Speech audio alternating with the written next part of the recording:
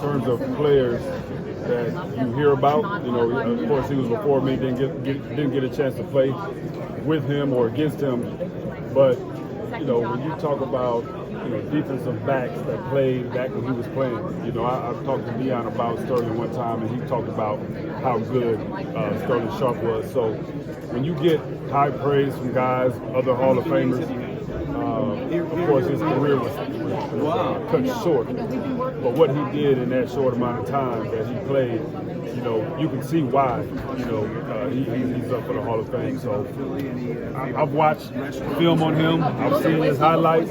He was virtually unstoppable, and, there's some guys you can't deny them just because of how short their careers are. So it'd be great to see him make it. Charles, from a defensive back perspective, can you talk about Travis Kelce at this stage of his career and what he does from a mental standpoint and just a craftiness standpoint that maybe he's lost physically? How you deal with him? Yeah, I just think, man, I think it's a combination of him and Mahomes because they know each other so well. Played together for countless amount of games, countless amount of playoff games. They know how to live up to the moment. You heard all year long that, Kelce's lost a step, he's not this or that. Then all of a sudden, playoffs come. So they know how to do what they need to do to win games.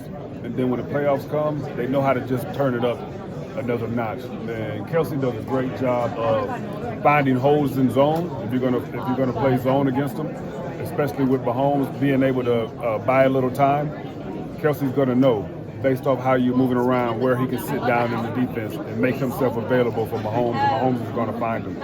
So to play as many games as he's played, with Mahomes, those guys understand every inch of the field. And so there's going to be big plays that are going to be made on Sunday where you're going to see Travis Kelce, he's going to be wide open, and you're going to be trying to wonder why the hell he is wide open.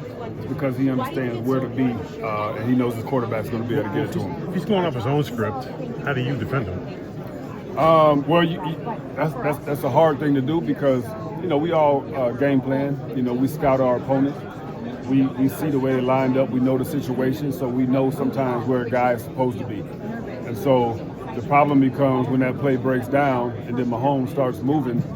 Now you're kind of in a conundrum because you're trying to figure out, do I leave this post, try to go help out, stop Mahomes or help out another receiver, or do I stay with Kelce? And a lot of times Mahomes is running around and then people leave their zone, vacate the zone, and all of a sudden there's Kelce. He's like, I know you're gone, I'm gonna sit right here.